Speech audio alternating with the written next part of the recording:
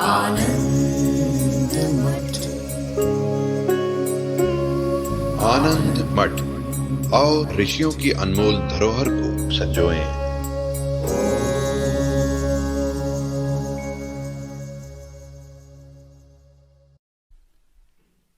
इसके लिए श्रुति का उदाहरण दिया गया। देवात्म शक्तिम स्वगुणैर निगूढ़ाम इत्यादि श्रुतेश्च। यह अज्ञान शक्ति रूप है। शक्ति रूप कहने का अर्थ ये है कि ये सृष्टि में जो क्रियाएं दिख रही हैं,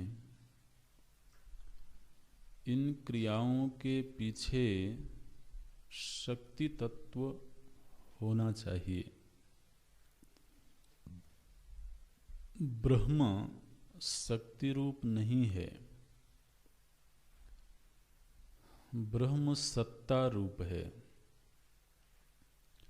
अस्तित्व है। ब्रह्म से भिन्न कुछ होना चाहिए जिसके होने से क्रियाएं संपादित होती हैं, क्योंकि क्रिया के पीछे शक्ति का होना ये अनिवार्य है। कोई भी क्रिया बिना शक्ति के संपादित नहीं हो सकती है। चूँकि सृष्टि में असंख्य क्रियाएं दिख रही हैं और वो क्रियाएं तीन तरीके से दिखती हैं। तो एक ज्ञान शक्ति है, एक क्रिया शक्ति है और एक द्रव्य शक्ति है। ज्ञान शक्ति, क्रिया शक्ति और द्रव्य शक्ति। जैसे कि पेट्रोलियम है, कोई तेल है, तो उस तेल में ये सामर्थ्य है कि वो इंजन को चला सके, गाड़ी को चला सके। लेकिन उस तेल को नहीं मालूम है कि मुझ में क्या सामर्थ्य है।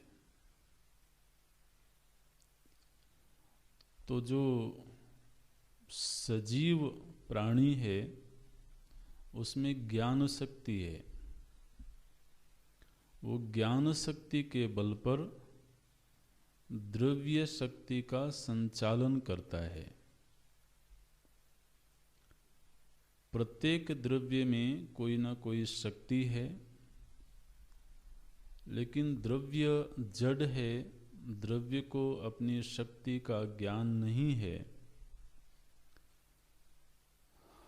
तो जो ज्ञान शक्ति संपन्न है वो उस द्रव्य शक्ति का उपयोग करता है, उसका संचालन करता है, और संचालन करने के लिए उसे क्रिया शक्ति का आश्रय लेना होता है। तो इस दृष्टिकोण से देखें तो इस समूचे जगत में ये तीन शक्तियों के रूप में तो ऊर्जा की उपलब्धि हो रही है। वैज्ञानिकों ने समूची सृष्टि के मूल में ऊर्जा तत्व को माना, लेकिन अभी उनकी विचारधारा, उनकी सोच इस स्तर तक नहीं पहुंची है कि यह जो ऊर्जा है, ऊर्जा माने आपकी भाषा में शक्ति तत्व, तो यह जो शक्ति तत्व है ये त्रिगुणात्मक है। अभी इस निर्णय तक वो नहीं पहुँचे हैं। लेकिन हम जानते हैं कि ज्ञान शक्ति के बिना ना तो क्रिया शक्ति का संचालन हो सकता है और ना ही द्रव्य शक्ति का संचालन हो सकता है। हम इस शरीर में विद्यमान शक्ति का प्रयोग तब करते हैं जब हम ज्ञान संपन्न होते हैं। सुषुप्ति काल में हम अपने हाथ पैरों की शक्ति का प्रयोग नहीं करते हैं। जागृत अवस्था में जबकि हमारी बुद्धि ज्ञान संपन्न होती है और फिर वो एक संकल्प करती है, तब फिर संकल्प पूर्वक क्रिया शक्ति में प्रवृत्ति होती है और उस क्रिया शक्ति के बल पर हम द्रव्य शक्ति का अन्वेषण करते हैं, उसका उपयोग करते हैं और कदाचित दुरुपयोग भी करते हैं। तो किसी द्रव्य विशेष में आणविक शक्ति है, विस्फोट करने की सामर्थ्य है, लेकिन उस सामर्थ्य को प्रकट करने के लिए ज्ञान शक्ति चाहिए। वो स्वतः प्रकट नहीं होगी।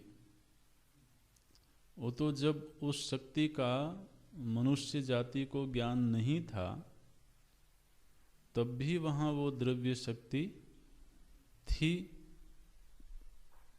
किंतु प्रकट नहीं थी। ज्ञान शक्ति के बल पर व्यक्ति ने एक क्रिया किया, क्रिया शक्ति का प्रयोग किया और उसने द्रव्य शक्ति को प्रकट किया।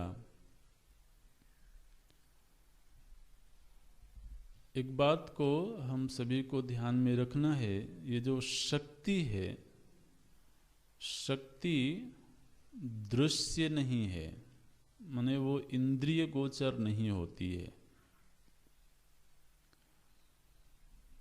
शक्ति हमेशा कार्यानुमेया है, शक्ति अनुमित है, इंद्रिय प्रत्यक्ष नहीं है। शक्ति चाहे कैसी भी हो, चाहे वो ज्ञान शक्ति हो, क्रिया शक्ति हो, द्रव्य शक्ति हो, शक्ति मात्र कार्यानुमेया है।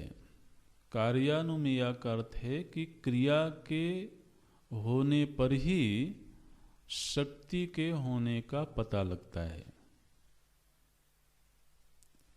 माने एक व्यक्ति के शरीर में कितनी शक्ति है ये पता कब लगेगा? जब वो कोई क्रिया करे। ऐसे चुपचाप बैठा हुआ हो कोई व्यक्ति, तो आप कैसे अनुमान करेंगे कि इसमें कितनी शक्ति है? नहीं हो सकता है। या किसी पदार्थ में कितनी शक्ति है, वो पदार्थ अगर पदार्थ रूप में ही रहे तो उसकी शक्ति का ज्ञान नहीं हो सकता। जब क्रिया में उस शक्ति का प्रयोग हुआ तब शक्ति का होना और उसकी मात्रा, इन दोनों का पता लगता है। तो शक्ति तत्व हमेशा ही कार्यानुमेय है और शक्ति बिना शक्तिमान के स्वतंत्र रूप से कभी नहीं रहती है। शक्ति हमेशा शक्तिमान पर आश्रित होकर के रहती है।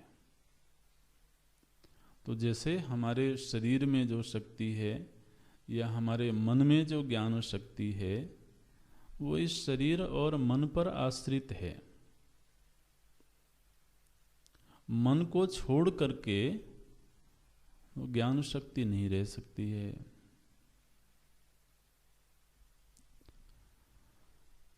तो जिस तरह से प्रत्येक व्यक्ति के अंदर जो शक्ति है वह उस व्यक्ति का आश्रय लेकर के रहती है, इसी तरह से इस समूचे जगत का संचालन करने वाली जो शक्ति है वह जिसका आश्रय लेकर के रहती है उसको परमात्मा कहते हैं।